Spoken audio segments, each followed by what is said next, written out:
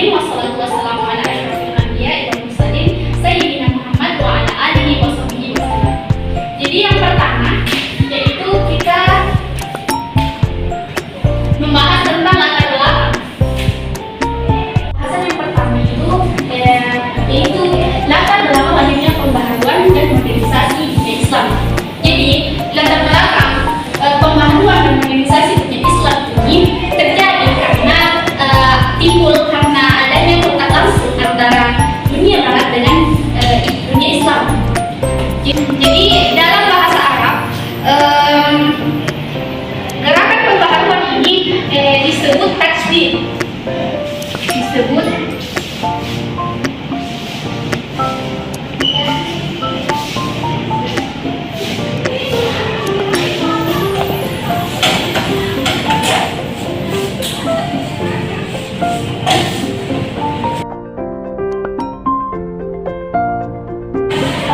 Jadi pembaharuan ini dalam bahasa Arab biasa disebut tajdid.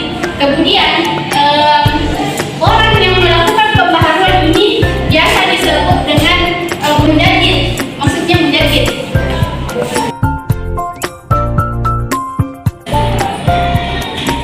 Kemudian hal-hal yang mendorong adanya gerakan pembaharuan dan modernisasi Islam, yang pertama itu adanya sifat jumud.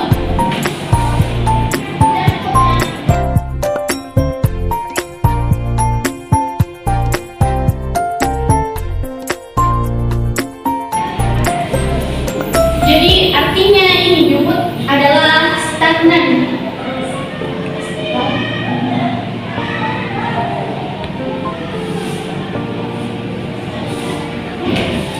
Karena adanya sifat jumud ini, inilah yang membuat umat Islam ini berhenti berpikir dan berusaha.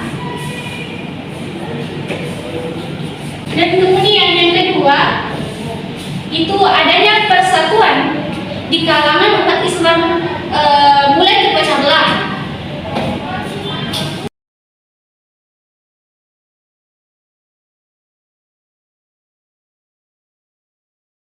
Kemudian yang ketiga yang tadi dijelaskan tentang hasil adanya kontak antara Islam dengan dunia Barat.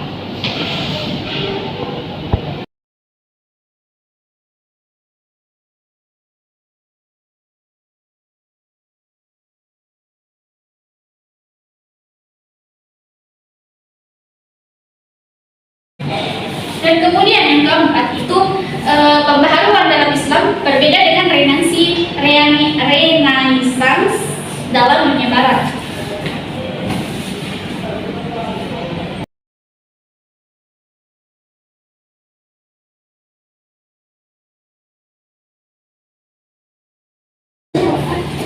Jadi maksud dari pembaharuan yang berbeda dengan renaissance dalam dunia Barat, jika renaissance dalam dunia Barat ini mencoba menyingkirkan ajaran-ajaran agama dari kehidupan masyarakat, maka pembaharuan Islam ini malah sebaliknya, yaitu untuk memperkuat prinsip dan ajaran Islam itu sendiri demi kemaslahatan dunia secara lebih luas. Namun dengan didukung oleh kesuksesan Christopher Columbus yang berhasil menemukan benua Amerika, juga Vasco da Gama yang berhasil menemukan jalur ke timur melalui Tanjung Harapan pada tahun 1498 Masehi, telah menjadikan benua Amerika dan Kepulauan Hindia dan ke tangan bangsa Eropa atau Barat. Akibat dibukanya dua jalur perdagangan tersebut, maka Barat tidak lagi tergantung pada jalur lama yang dikuasai oleh umat Islam. Jadi adanya jalur perdagangan yang semakin luas itu, maka dengan sendirinya akses perdagangan Barat semakin luas pula, dan tentunya semakin meningkat nilai ekspor dan perekonomian bangsa Barat melampaui dunia Islam. Jadi dalam melakukan ekspansi perdagangan, bangsa Barat ternyata bukan hanya memiliki motif ekonomi, tapi juga motif kekuasaan untuk menyebarkan agama, yaitu agama Kristen. Jadi tiga misi ini dikenal dengan istilah Gold, Glory, and Gospel atau 3G. Itu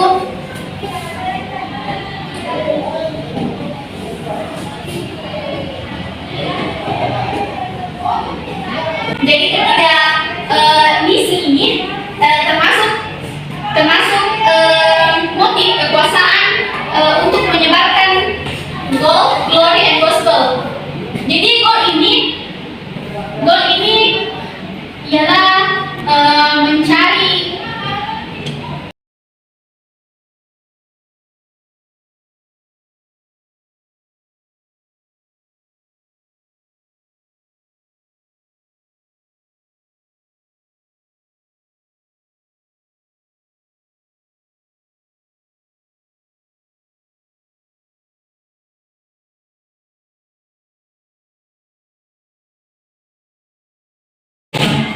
jadi yang pertama goal itu mencari kekayaan dengan berdagang. Kemudian yang kedua itu glory, itu mencari kekayaan, mencari kejayaan dengan cara memperluas wilayah-wilayah jajahan. Kemudian yang ketiga gospel, itu menyebarkan agama. Jadi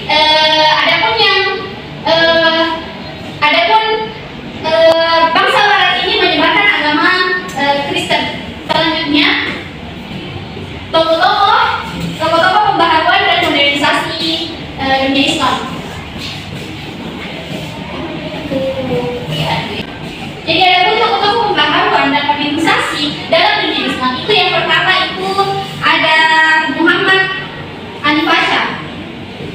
Jadi Muhammad Ali Pasha lahir pada tahun 1765 Masehi di Kawala, Yunani, dan kemudian meninggal pada tahun 1849 Masehi. Kemudian ayahnya adalah seorang pedagang dan dapat dikatakan bahwa Muhammad Ali Pasha lahir dalam keadaan keluarga yang tidak mampu sehingga tidak pernah mengenyam pendidikan yang menjadikannya sebagai ummi atau orang yang tidak dapat baca tulis.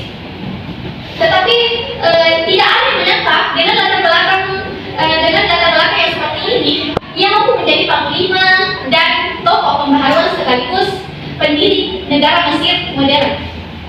Dari keadaan Muhammad Ali Pasha, beliau mendirikan lembaga-lembaga pendidikan.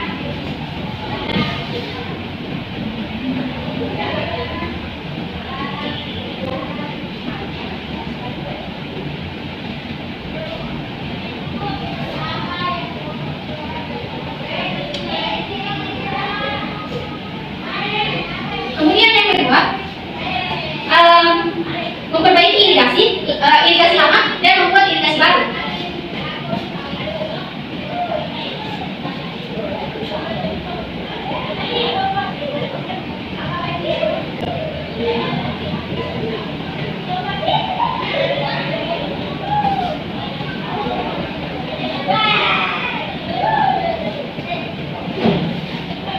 Dan kemudian yang ketiga itu dalam yang militer, Muhammad Ali Pasha mendirikan sebuah sekolah militer di Kairo.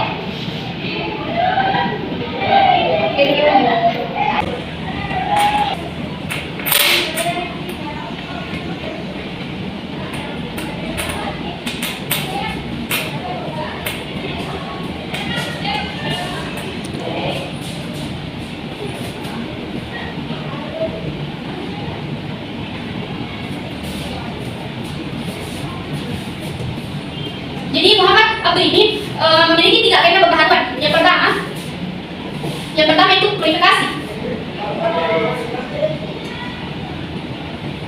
Yang kedua reformasi pendidikan Islam.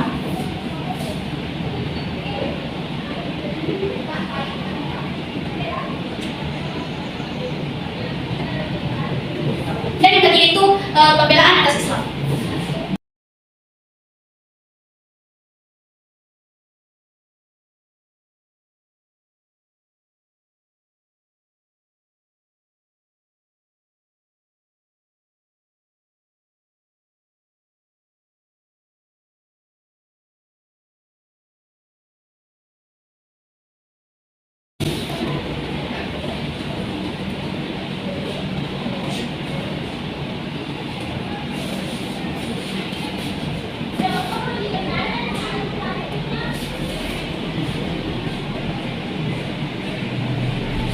Jadi Muhammad Iqbal ini lahir pada tahun 1877, kemudian meninggal pada tahun 1938. Jadi Muhammad Iqbal ini lahir pada Muhammad Iqbal ini lahir pada tahun 1877 di Saikot, Punjab, India, pada tanggal 9 November 1877.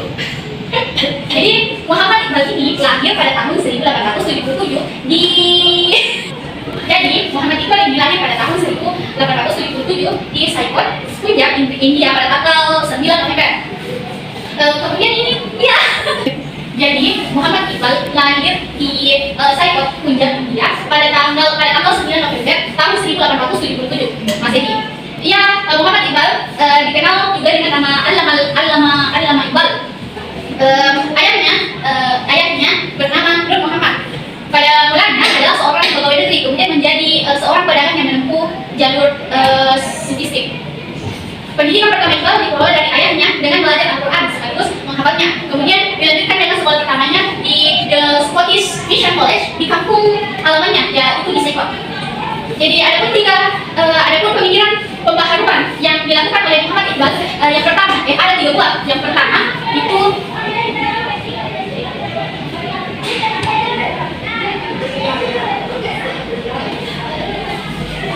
pertama itu Pak Islamisme, yang kedua a free personal causality.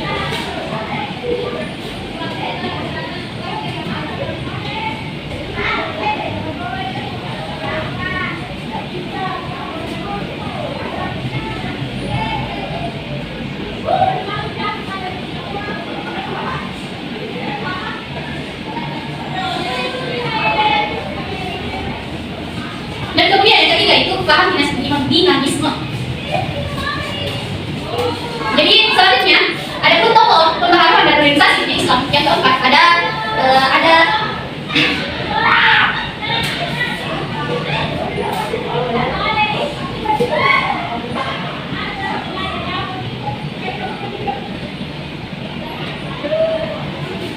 pun tokoh yang terakhir itu Jamaluddin Al-Afghani yang lahir di Asadabad di Afghanistan pada tahun 1839 dan meninggal pada tahun 1897.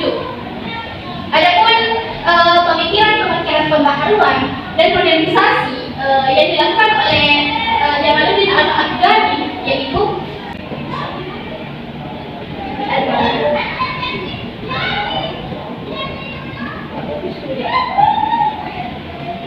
jadi 3 buku ini yang merupakan ide pembaharuan dan pemikiran Jamaluddin Al-Afghani. Yang pertama bentuk negara dan pemerintahan, yang kedua sistem demokrasi, yang ketiga itu Islamisme atau solidaritas Islam. Ide positif yang terkandung dalam pembaharuan modernisasi Islam ini yang pertama itu nilai persatuan. Jadi nilai persatuan ini salah satu nilai positif yang dapat kita lihat dan berlaku dan gerakan modernisasi yang selalu berusaha menjalin dan memperkuat persatuan dan kesatuan umat Islam. Kemudian yang kedua itu nilai positif tentang kemerdekaan.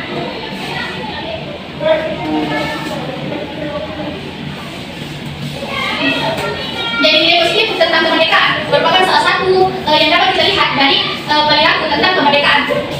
Kemerdekaan berpikir bagi semua yang mengandung pandangan tentang kemerdekaan. Jadi ada nilai positif yang terkandung dalam pembaharuan modernisasi Islam. Yang pertama itu nilai kesatuan. Yang kedua itu nilai positif kemerdekaan. Kemudian yang ketiga nilai pembaharuan. Jadi